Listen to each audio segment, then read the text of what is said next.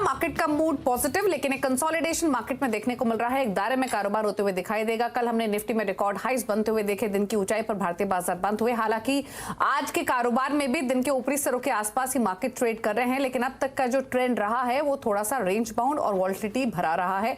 हालांकि निफ्टी 22,150 के आसपास फिलहाल कारोबार करते हुए दिखाई दे रहा है। बैंक निफ्टी हो या मिड कैप्स हो, सिमिलर एक्शन आपको वहां भी देखने को मिलेगा। मिड कैप के साथ निफ्टी बैंक लेकर आते हैं। निफ्टी बैंक कंपैरेटिवली आज आउट परफॉर्म कर रहा है, 1% की तेजी के साथ ही ट्रेड कर रहा है। 400 अंकों से ज्यादा की बढ़त है। Mid cap index flat towards negative bias, यहां पर भी दायरे में कारोबार, लेकिन थोड़ा सा प्रेशर दिखाई दे रहा है। तो आज अगर मेजर इंडाइसेस देखेंगे तो एक outperformance bank Nifty lend कर रहा है। एक बार लेकर आते हैं एनएससी स्टैट्स, जहां पर ऑलमोस्ट मुकाबला बराबरी का है। 1160 स्टॉक से जो कि बढ़कर कारोबार कर रहे हैं, 1096 स्टॉक से जो गिरावट के साथ कर रहे हैं ट्रेड। एक बार निफ्टी के कॉन्स्टिट्यूएंट्स भी लेकर आते हैं।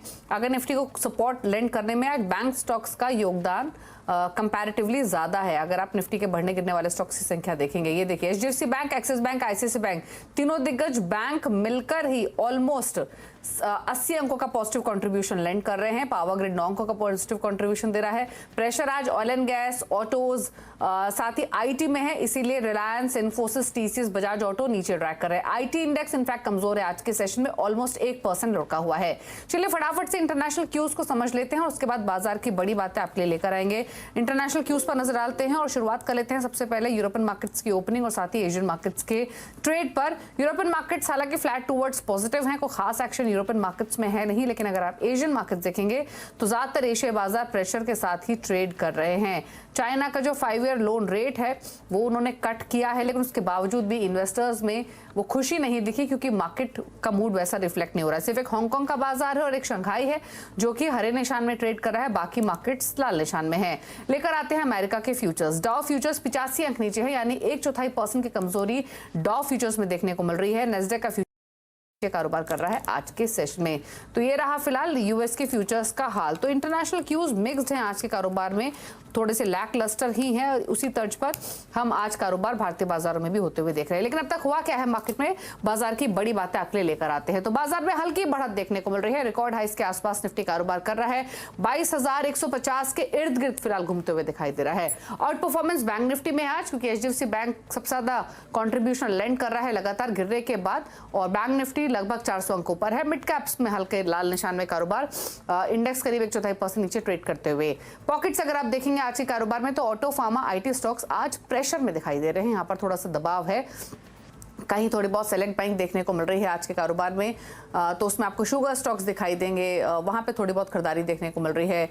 रियल्टी स्टॉक्स में थोड़ी बहुत बाइंग है। सरकारी बैंक स्टॉक्स पे भी थोड़ा सा मूड पॉजिटिव ही देखने को मिल रहा है। तो ये तो रहा मार्केट का अब तक का हाल, लेकिन अब बात करते हैं आपके लिए स्ट्रैटेजीज पर। और सब आज हमारे साथ है एलकेपी सिक्योरिटीज के रूपक डे। रूपक नमस्कार, बताइए पहले तो इंडेक्स पर राय, निफ्टी बैंक निफ्टी पर क्या स्ट्रैटेजी रहेगी आपकी?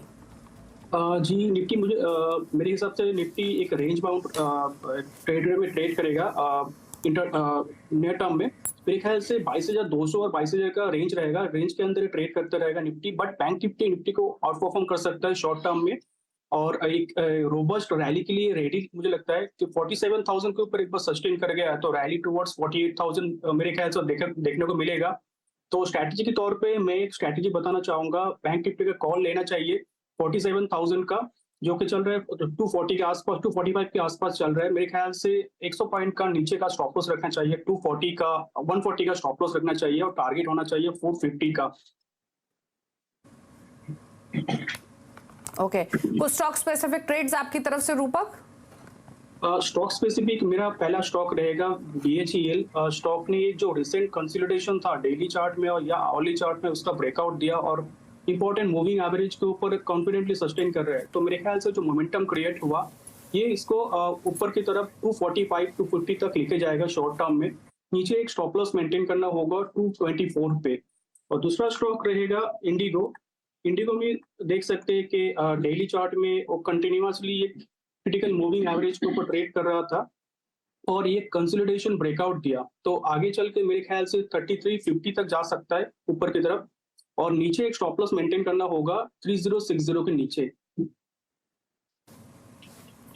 ओके, तो इंडिगो में ट्रेड करने की सलाह है तेजी की तरफ। यहां पर 3125 के मौजूदा लेवल्स देखने को मिल रहे हैं, लेकिन बाय करके चल सकते हैं इन लेवल से।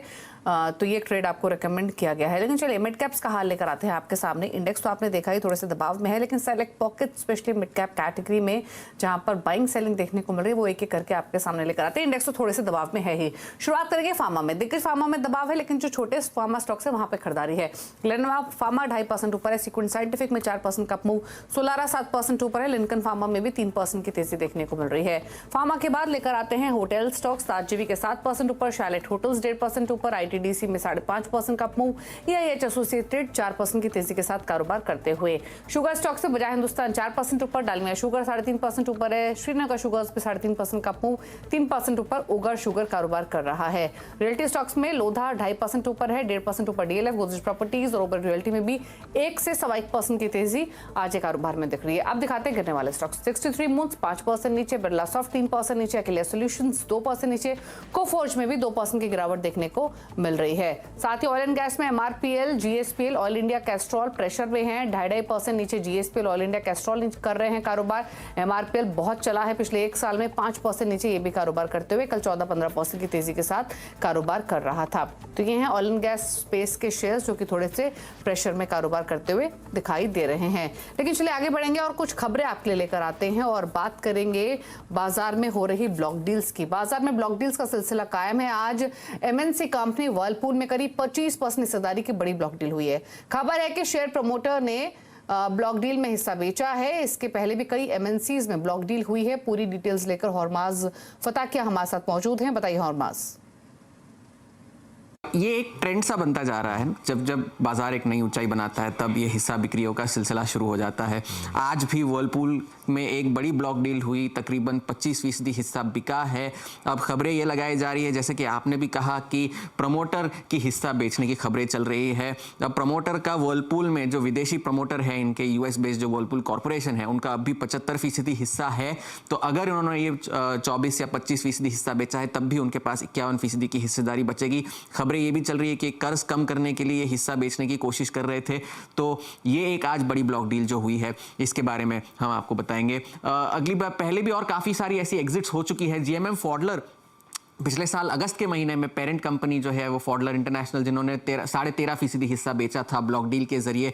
टिमकेन इंडिया एक और ऐसी है कंपनी जहां पर पेरेंट ने अपना 8% हिस्सा बेचा था जून के महीने में पिछले साल। अब ये खबरें लगाई जा रही है, पिछले हफ्ते ही हमने आपको बताया था कि नोवार्टिस जो इंडिया है, नोवार्टिस इंडिया का पेरेंट जो है नोवार्टिस एजी, उसने एक स्ट्रेटेजिक रिव्यू अपना शुरू किया है 70% अपना जो हिस्सा है उसे बेचने के लिए। और खबरें ये भी है कि डॉक्टर रेड्डीज उस पोर्टफोलियो को खरीदने के फिराक में है।